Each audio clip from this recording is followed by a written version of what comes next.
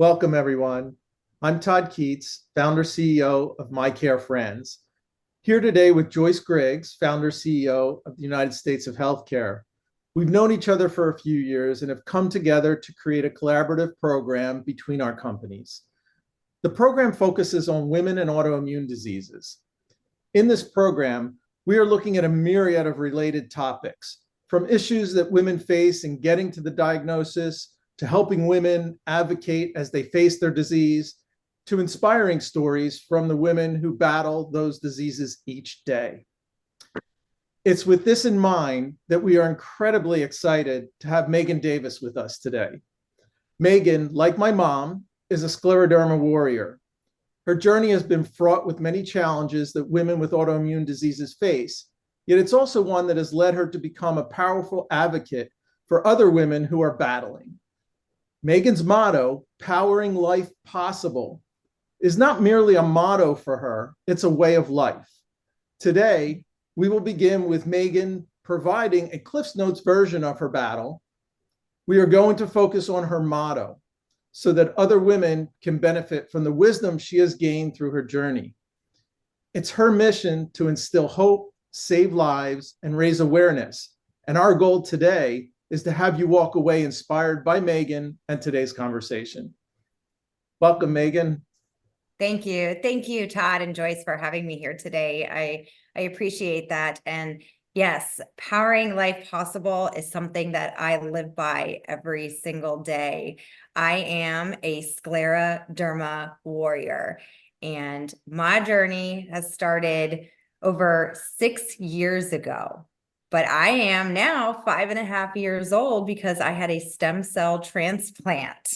So I'm excited to share my story and my journey with you all today and continue to instill hope and faith into those that are going through scleroderma or an autoimmune disease and are looking for the answer or answers. That's great. And can you provide us a little bit more of a brief overview of your journey and the importance of recovery for women with autoimmune diseases? So back in January 2018, I had a healthy son. I was pregnant and gave birth in January, and my pregnancy went smoothly. And immediately after having the birth of my son, I went back to my normal living. I was an athlete prior to scleroderma and during my pregnancy, and I started my journey of working out again. And about 8 weeks after having my son, I decided to get the Mirena IUD birth control. And then within 2 weeks of having that Mirena put in, I started developing some signs and symptoms, and I wasn't sure what it was. So with me and my gut feeling, I went back into my GYN and I asked to get the Mirena IUD taken out. And after that, my signs and symptoms that I was developing continued. I started to get foggy brain. I started to get swelling of my hands and my feet. My skin started to get extremely tight. I started to get paralysis when walking, very fatigued. This was not normal for me. I was an athlete prior to my pregnancy. I was an Ironman. I was a marathon runner. I was a bodybuilder. I did everything possible to fueled my life of my body correctly with the correct foods. I was a nutritionist. So I knew something was wrong with me, and I went to the doctor, and the doctors would say to me, "Oh, you just had a son. You were just had a baby. Your hormones are changing, or you're washing too many bottles. Your hands are just a little sore. Give it some time." Or, nobody was really listening to me and what I was trying to say to them with these symptoms that I was experiencing. It was not normal, and I know my body as an athlete. So as time went on, we're talking 6 to 8 months, I was rapidly decreasing the way of life. I was turning to stone. It got to the point where my mom was taking care of me and my child. I could no longer care for my newborn baby. I couldn't open baby food bottles, but to put food. I couldn't change diapers. I couldn't get up in the middle of the night when I heard my son cry. I was in excruciating pain. And nobody could tell me what was wrong with me. I saw multiple doctors. They told me to change my diet, which I did, and which was surprising to me because I ate so clean. And, they told me to eliminate gluten and dairy. Well, I had already done that because my son was having acid reflux issues as a baby. So there was a big unknown, and the blood work was not telling me what was wrong with me. And finally, as my mom wheeled me into my primary care physician, they finally looked at me and said, there is something wrong with you. You can no longer walk. You can't raise your hands up. You can't wash your hair. You can't brush your teeth. I think I know who I need to send you to. So my physician sent me to a rheumatologist, and thank God he stayed open that night because my mom took me over to him. And when I walked in the door, the rheumatologist looked at me and said, you have rapid diffuse scleroderma, by just looking at me. And I had no idea what that meant. I had no idea what scleroderma was. I thought, wow, this is great. What's my next step? So he looked at me and said, you need to be seen ASAP, and you need to go down to MUSC, which luckily I live here in Myrtle Beach, South Carolina. MUSC is right down in Charleston, and they are leading the way of scleroderma research, right? So I'm blessed that I was very close to that. And with that diagnosis, I was declining, like I said, rapidly. I was luckily able to see Dr. Frost and Dr. Silver from MUSC and started my treatment. I started getting on chemotherapy drugs, methotrexate, Cellcept, but nothing was working. And I begged basically for my life to be saved. Nothing, here I am as a Ironman, a mom, and I had my way of living was staying on a couch. I couldn't walk. I was turning to stone. So that's when the opportunity came where, after holding Dr. Frost's hands and saying, I want to live, please, please save me, they did look at me and say that there is an option and it's new, and we think you would be a great candidate for. And that was an HSCT, stem cell transplant. So off I went to Duke for evaluation for my stem cell transplant. And after going through evaluation, I was a perfect candidate. I was young, I was healthy, I was fit. I was basically the healthiest sick person you could see with scleroderma. And that's when I started my journey of having a stem cell transplant in January 2019. So here I am. After 5.5 years, I underwent the stem cell transplant, and I was basically reborn with a second chance of life. And I am blessed to be where I am. I put that all because of my recovery and what I did during my recovery to get to where I am today. I mean, I have to say it's really stunning, the journey that you had to go through in order to get to a place where they could help you, that you were discounted. And I think this is something that does happen to women because things get blamed on. You just had a baby, you are going through menopause, you are, fill in the blank, in terms of what happens, what happens to women. And I think that, one of the messages that I think is so important is to say is, if you are having trouble getting a diagnosis for something that is a question mark, try to get yourself to an academic medical center, because those are where experts are, and they're used to seeing things outside of the ordinary. That, we have to remember that relying on community doctors, no matter how great they have been for us as our doctor, may not always be the right thing. So you have just an amazing story. Correct. Thank you. You have to advocate for yourself as a patient.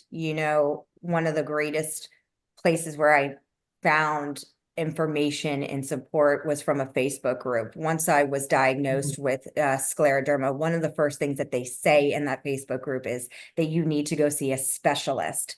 There's so many physicians out there that aren't educated well enough on this autoimmune disease, and they're not aware of the different treatments that are available for this disease also.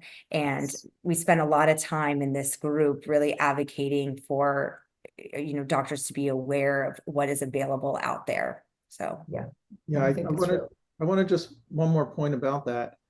Totally agree. And that's something we had to do with my mom as well.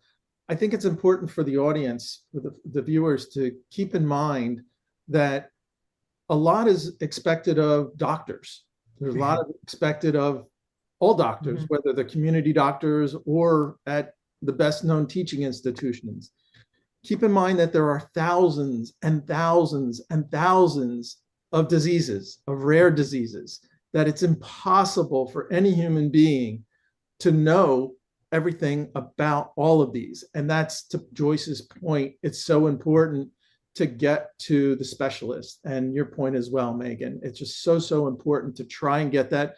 Try to go onto the groups that are online specific to a disease or a category of diseases and see what's being said there. And that's a really good place to start. So, yeah. What we wanted to talk to you about today was, okay, so you get your diagnosis, now what? And one of the things that you have mentioned is the importance of following doctors' orders. Now, you've had a stem cell transplant, so that's quite a serious thing. And we're just wondering if you could talk a little bit about some of the highlights of following that medical advice that you got from your team at Duke. Correct. Thank you. Yes, and like I said before, I'm here for a reason, and I believe it's that journey in recovery. And Duke is top notch. And when I went in for my transplant, I received a binder. And in this binder, I say it's the Bible of recovery. And it's given me information to follow and rules, whether it has to do with, consistency and getting onto a routine. But till this day, as I stated, I'm 5.5 years old with this transplant. I still carry this binder around. And the reason why is if there's anything that is necessarily wrong with me, it comes with me to that doctor. And really following the rules is important. So if anybody is going through a transplant, or if anybody reaches out to me and they've just recently been diagnosed with scleroderma or an autoimmune disease, I say to them, listen to your doctor. If the doctor is telling you to do these things, do them, because you cannot rush recovery. Okay. Everybody's journey is different. My journey was completely different than the, number 2 and number 4 that came out of the transplant at Duke. But by following this Duke Care binder, I had certain guidelines to make sure that I didn't poke the bear or trigger, the autoimmune disease to get flared up in my body again. But it was really just to help me stay consistent with a routine and continue, to just follow my doctor's orders. It's very important. To me, there's certain rules that you just can't break during this journey. So, yeah, the non-negotiables. Right. And, even though it's been 5.5 years, I still follow those. You have some guidelines that you need to follow within, the first weeks of having the transplant, the first 3 months, the first 6 months. But this is something that I've adopted, into my lifestyle for the last 5.5 years. It becomes a habit. And, after 21 days, this habit becomes some part of your life. And that's part of powering life possible is, following these rules. So that's my number one advice to anybody that's going through any part of their treatment plan, is to listen to your doctors, follow the rules. Follow the rules. I think that's really great advice. Then there's another very important topic. This can be said for anybody, but certainly on autoimmune diseases, which is the physical therapy and the healthy eating aspect of it. It'd be great if you could talk about the importance of attending those physical therapy sessions as ordered, as you had alluded to, because how important that is to maintain mobility and function. This is the number one for me, coming in as an Ironman, getting diagnosed with rapid diffuse scleroderma, and it just taking over my life. My goal after transplant was to get back to who I was prior to scleroderma, and even prior to, having a baby.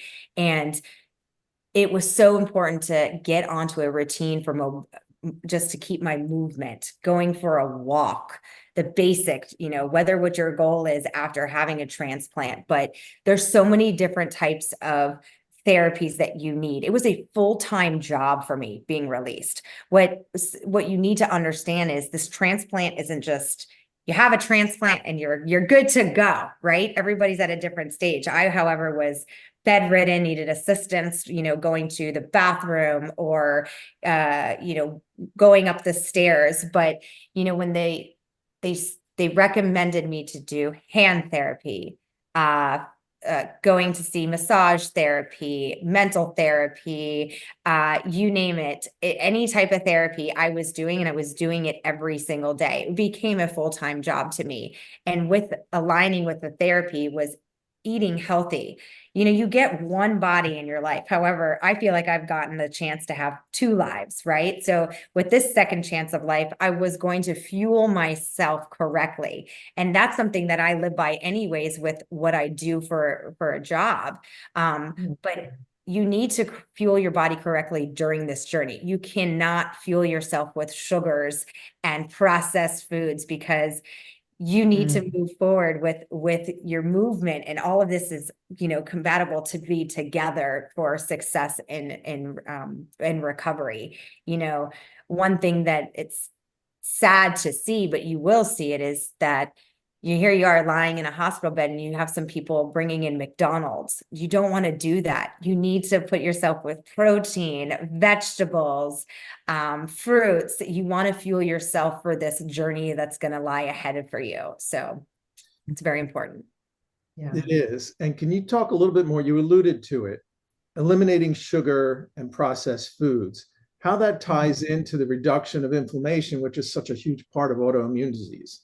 Absolutely. Absolutely. Sugar and inflammation just don't go together. It's very important to protect your glucose levels during this journey and flaring up, and even now to this day in recovery, if I eat something that has a high level of sugar or is processed, I don't feel good. So why would you put this into your body when you're almost at your all-time low? I mean, I was at rock bottom, day one of being reborn again. So it was very important to me to fuel myself, with the proper protein and eliminate those foods so I could heal and build muscle and get back to who I was and be able to not be a couch mom, just being able to move correctly, sleep better, all of this stuff is combined together for powering yourself life possible here. So food is medicine, I like to say. So it's such a great tip, because whatever we can do to eliminate sugar and processed foods from our diet is just so important for health overall, and certainly to reduce inflammation. I just want to say it again because it's so important. And it's so important to be consistent with it, especially with your rehab. I mentioned that it was a full-time job, but there was times that I didn't want to go, but I knew how important it was to go. There were some times that I didn't go. I knew that my body needed to sleep. But I mean, I was in rehab for up to six months to a year. And to this day, even though I'm 5.5 years out, I'm not afraid to go back into therapy, hand therapy, even if I need it. I had a lot reverse with my transplant. I went in with a skin score of a 49 out of 51. It's one of the worst skin scores you could possibly have. Today, I have a skin score of 0. Some of my doctors try to say that it's a 1 or a 2 because of my hands can't necessarily make a fist, but deep down inside, I know that it's a 0. And that's because I, got off the couch and I went to my therapy and I fueled myself with that. And it takes some work. You can't expect results by just sitting on the couch and just waiting for the results to happen. Yeah, small steps consistently Mhm. taken lead to Yeah. remarkable results. So we talked about the physical. What about like the mental? So like a lot of what you're saying takes a lot of mental strength, Yes. all these things, you know, and what are some tips that you might have about mental health, mindfulness, managing the stress, and also just creating a sense of, okay, I'm gonna do this. Mhm. Uh, So when I was presented with, you have to have a stem cell transplant or mhm, you are going to be 6 feet under, right then and there, that's when it clicked. I am going to do whatever it takes to be a mom and to live my life. Dying was not an option. And that's what clicked on immediately for me. I felt like everything that led up to this moment, I was as an athlete, everything that I was training for this moment, was to beat this disease that has no cure, right? I was going to do whatever it took. So, yes, that switched on there. And going through the process of the transplant, I had nothing but my son and my husband and my family in my mind. I was getting blasted, and I say blasted because it was full body radiation.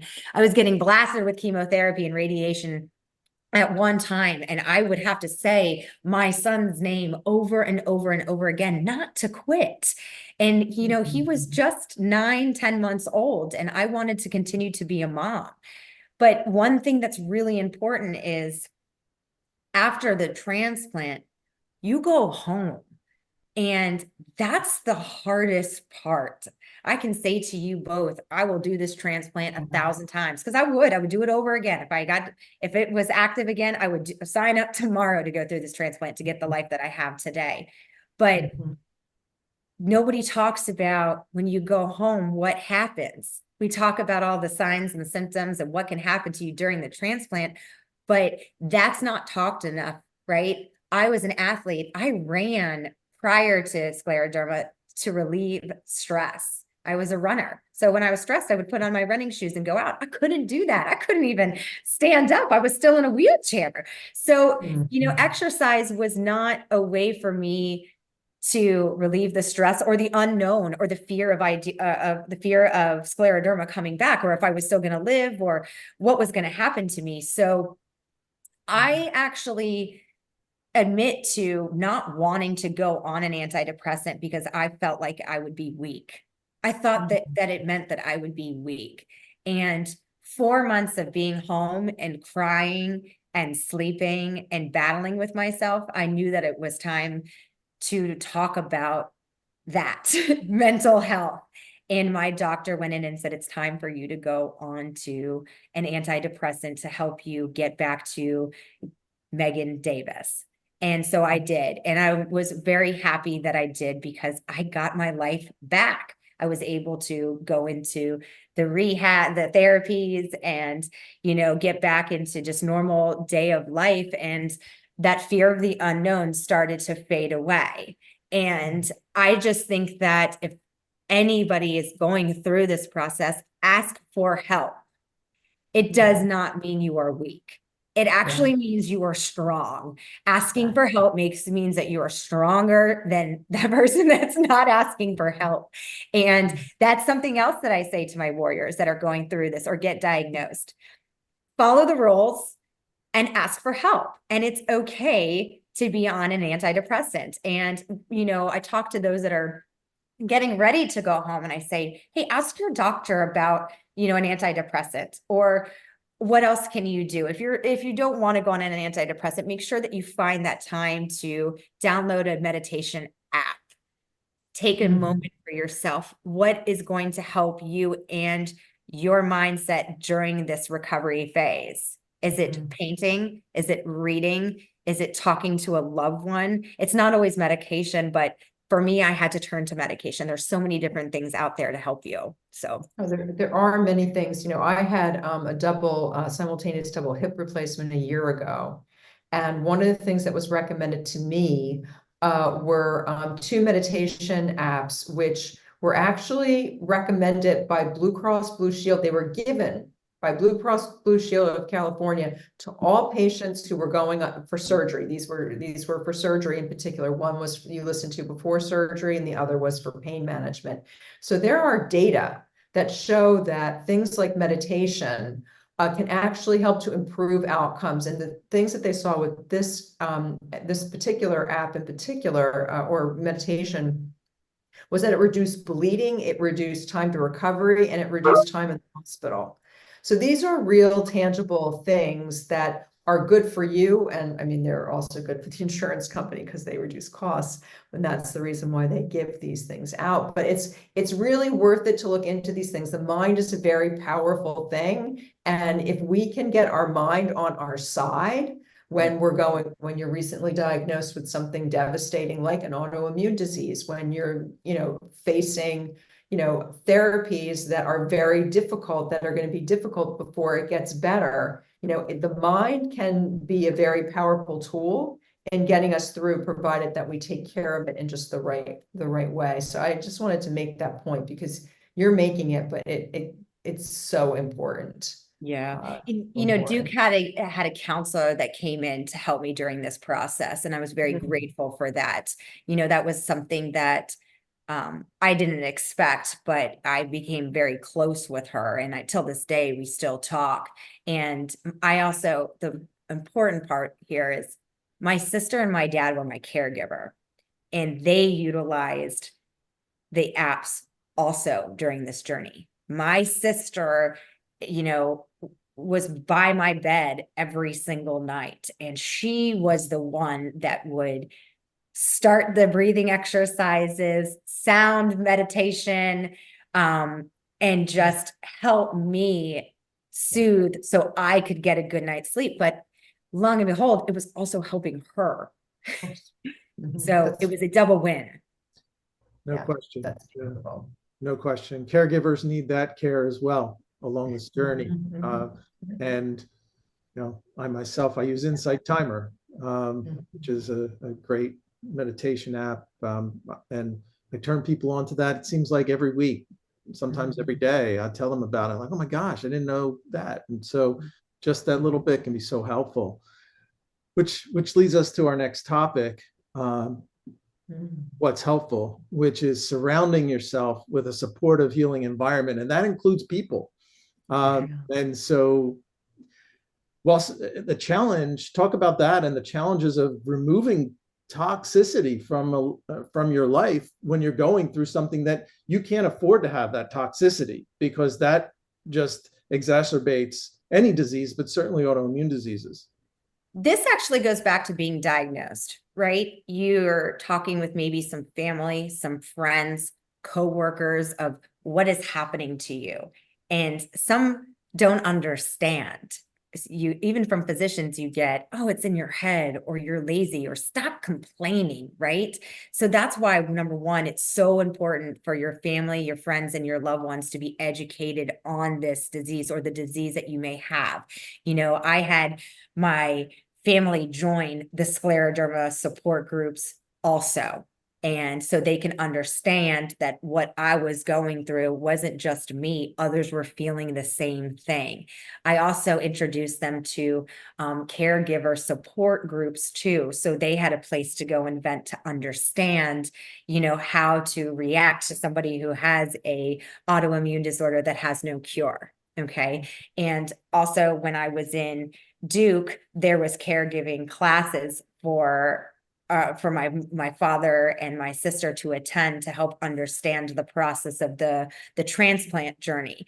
But then going home, that's when I realized who really was there for me during this time and who was my biggest supporter, who understood. And from that moment on, I decided to gravitate to those who supported me into that journey. That's what I needed. And I believe it's very helpful in that healing process when you're going home with that unknown. So you have to look at life. I look at life a lot different now. So if there's any type of toxicity, it's best for me to separate myself from that. So I'm not necessarily triggering myself, because Scleroderma is rare and we don't know what triggers it. So I say that with the best advice is remove yourself from that situation and gravitate to people who support you on this journey. And I know that I have that Facebook group that I talk about so much is where I tend to gravitate to, along with my family and friends that have supported me through this journey. It's such a microcosm of life in general. When you Mhm. really think about it, Mhm. removing the toxicity from our lives and the people that just do not serve us well. Just a little aside. Yeah. Mhm. It's very true. So we can segue a little bit then into like self-care and rest, especially rest. And how does one, especially, you're a young mom and all these things in your life, how did you go around prioritizing self-care and rest? Well, I was lucky to have a mom that stepped in and was basically the mom for my son during this process. So I could focus on my recovery journey. And, when you get home, your full-time job is therapy and resting to make sure that you can get back to maybe where you were or just get to this new place in your life, right? My goal was to get back to Iron Man Meghan. So I made sure that in being consistent into my routine, that I had to make sure that without doing too much, I found time for myself to really rest and recover. So by creating that routine, you need to build in that time. So typically for me, it was, going to the beach, going for a nice long walk, and then eventually a jog to a run or a bike ride, or, going to therapy or going out to lunch with a friend. But prioritizing that with a routine is going to lead to success. And a routine is so important. And I even say that to my clients now, you need to be consistent is developing that routine. And knowing the difference between rest and fatigue also, right? That's something that's important to talk about. Here you are in recovery, and if you find yourself sleeping for 2 + 3 hours, it might be a little bit different than the rest that you actually need for your recovery. So knowing the difference between fatigue and recovery and the actual rest that you need. So.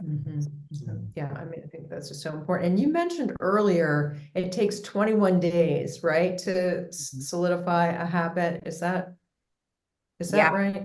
It's about 21 days to break a habit for something to come consistent in your life.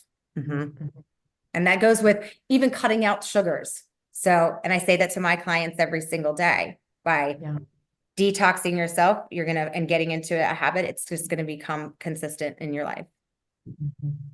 Good points. Good points. So there's an inevitability that comes along with setbacks in a recovery process. And I want to clarify for the viewers that when we're talking about recovery, there's all levels of recovery, that people who get to a point where you are, there are people who will recover to a point, but if they can stabilize and be in a certain level, that's still part of a recovery process. It's not a definitive, it's either all the way or not. There's a continuum. So can you talk about the importance of seeking help when needed? You alluded to it earlier, and who is that from during those setbacks? So when you're released after transplant, or even if you've been diagnosed with an autoimmune disease, setbacks. So what I mean by that is recovery has no end date. So what typically happens is things are going well, and then all of a sudden you get a bump in the road. Maybe you get sick, or maybe you develop something in your blood work, and it's not that your recovery has come to a halt. And that's something that we mentally fear, the unknown. So I always say to our warriors is, it's 3 steps forward, 1 step back, 1 step forward, 3 steps back. So, and honestly, till this day, 5.5 years, I still have those setbacks, but look how far that I've come. So I like to say, don't compare yourself to what you were yesterday. Compare yourself to where you were a week ago.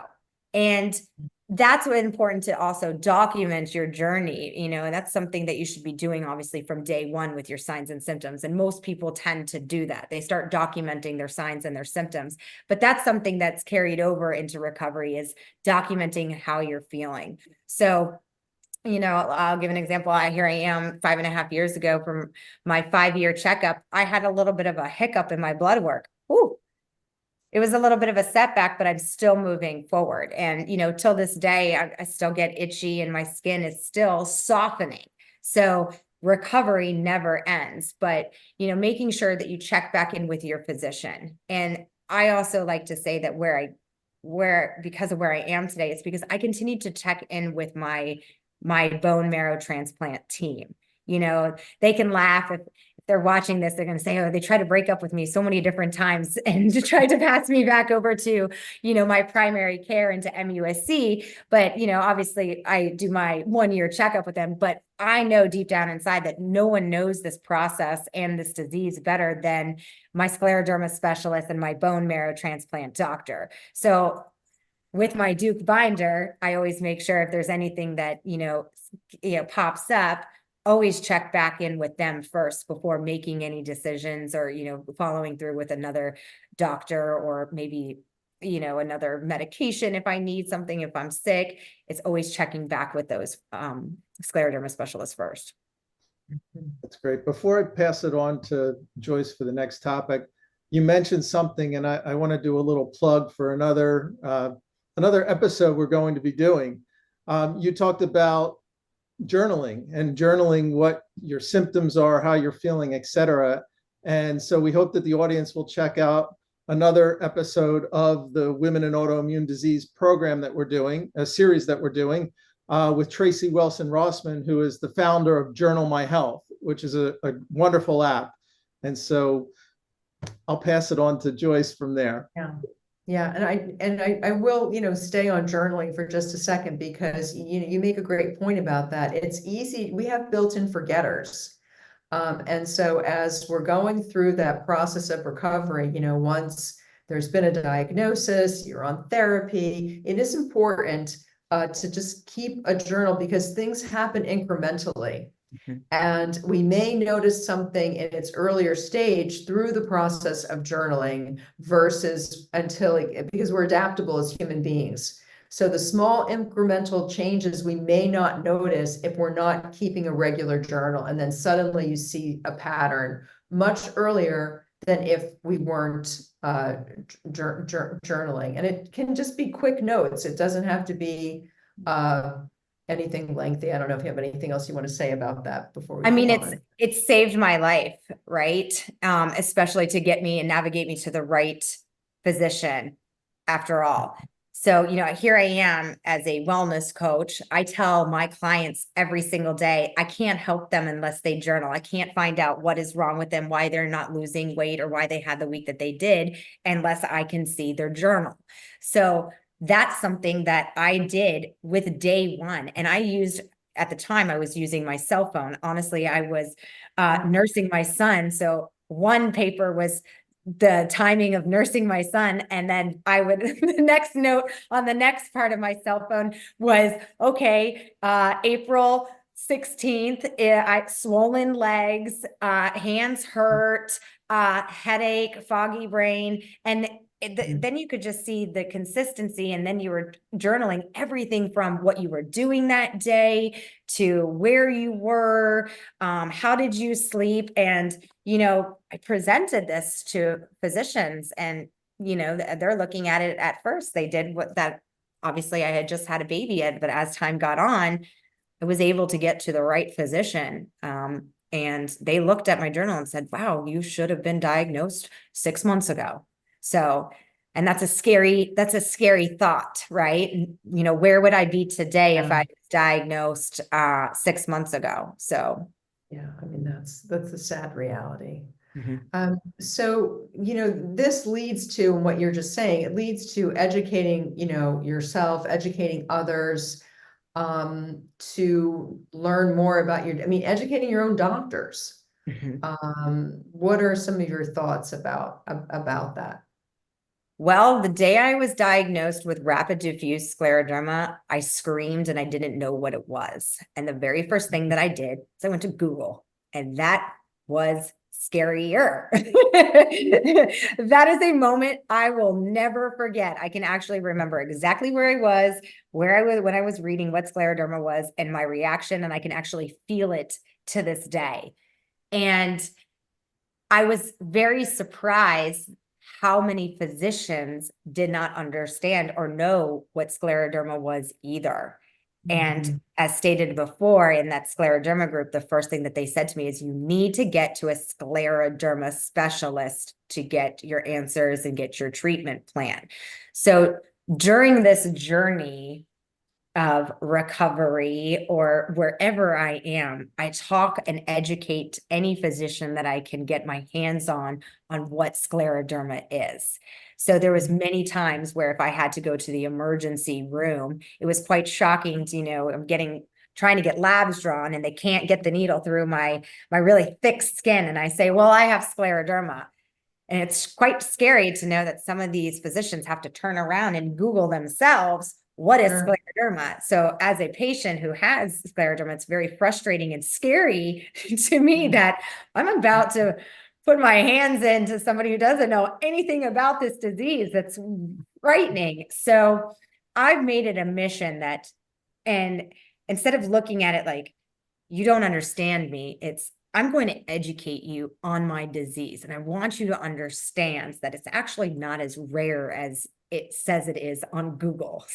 So that's typically one of my missions, is to be able to change that on, Google or MD, WebMD, or something that states that. But it's to use this as an educational purpose, any physician that I can get my hands on, talk about scleroderma and how it's different in everyone. Not everyone has rapid diffuse scleroderma. Some people can have scleroderma and have no skin effect issues, right? And they're walking around and they have these issues. So I like to look at it as a part to, teach them about this disease and the treatments, right? And talk about it, and then connect, and then ask them, do they know anybody that has scleroderma? So really just looking at it from that perspective. I think it's one of the unfortunate truths of any rare disease is that the patients are the experts. And that you are going to find, especially if you wind up in an emergency room, doctors, nurses who are not going to be familiar with your condition. And so this is a fact that has to be accepted, because otherwise, you're going to be profoundly disappointed and maybe put your life at risk. And so I think you've even mentioned to us in other conversations, you take that binder with you, right? I mean, if you have an emergency room visit, that binder's going with you, so that the healthcare providers can, see.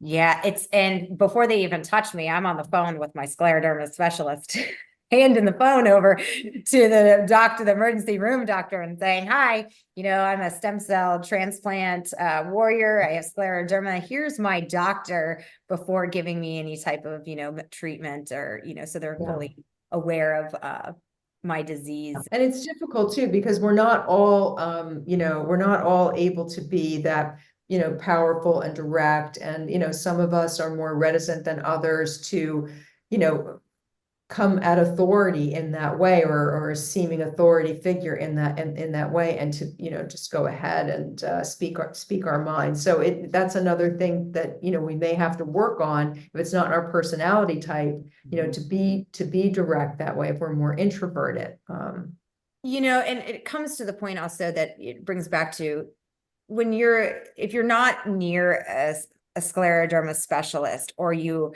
have or may not know, right?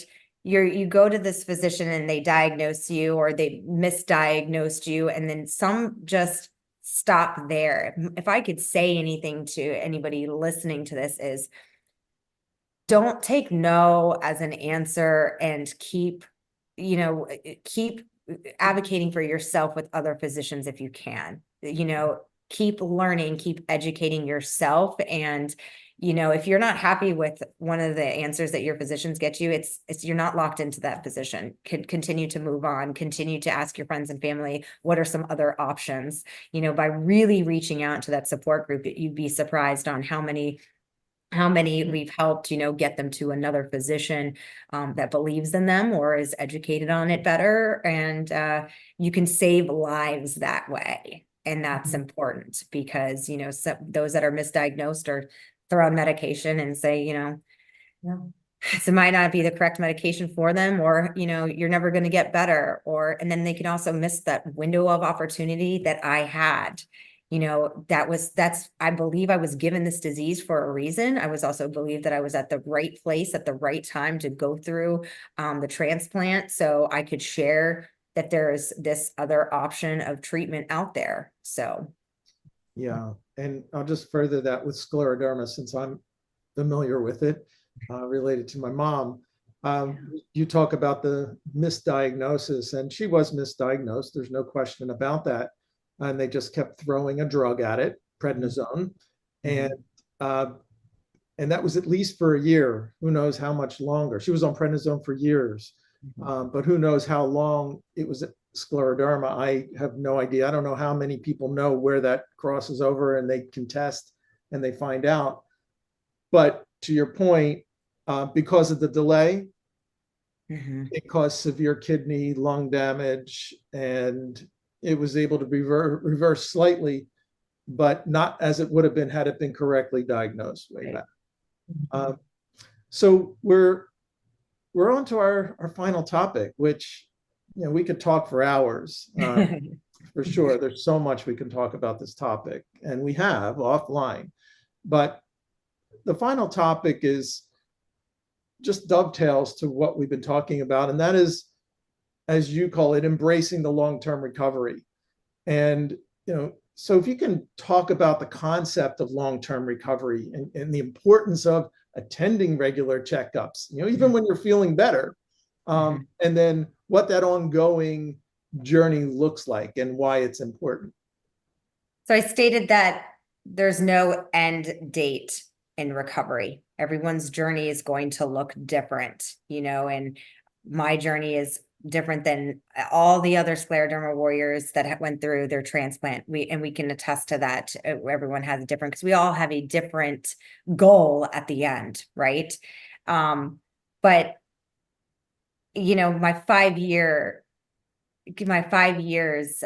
check-in came up, and I felt so good.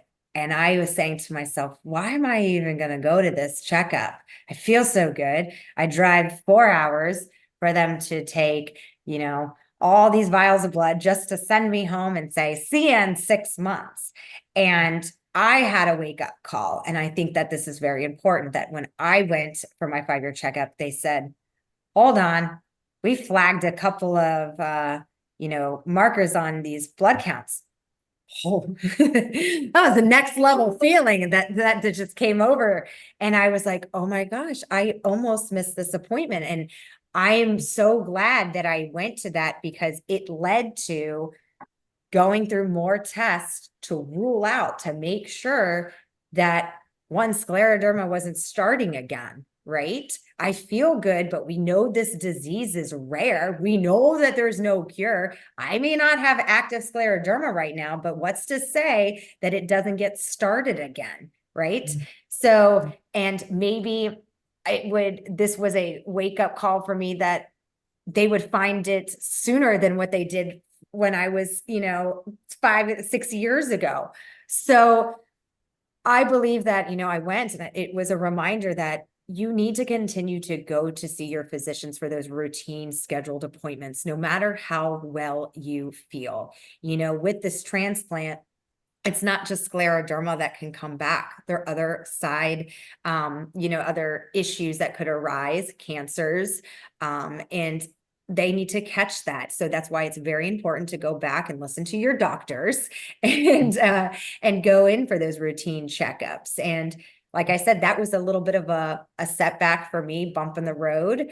I had to adjust some things in my recovery with my workout and my daily routine. But, you know, with the answer, thankfully was all good, but it was just a little bit of a hiccup, and I'm back into consistency again in my recovery process. But I find that, and I say that now, it's because you never know, right? You could be feeling great, but it's definitely important to go back in and check in. It really is, because there's the invisible, it's like how we feel is only one indication of what's going on inside of the body. And if we become symptomatic, you're way far down a disease state already. Right. I mean, that's the thing that we don't understand because, again, it's like educating ourselves about health. So that's what you're saying about, going in for these regular checkups. There's a protocol for the timing of these checkups and the blood work and the other fluids that they may be taking and monitoring. It's, they're looking for early indications, just like you were saying, markers. And these are things that you won't feel. Right. We just will not feel it. So it's just really important. I just want to kind of hammer that home a little bit hard because, but it's like you said, I felt great. And then lo and behold, they found these markers and we had to take some steps. Right. So yeah, it's really great. Totally agree. And so, Meghan, thank you so much for being here. Thank you. It's been wonderful to talk with you, and everything that you've shared is powerful. Your story, your inspiration, all the wisdom you shared. I'm positive that the folks listening will be able to take this and do something with it, or help their loved ones. No, I appreciate you both for having me on. And if anyone would like to learn more about my journey, I do have a Facebook group, Meghan's Race to an HSCT.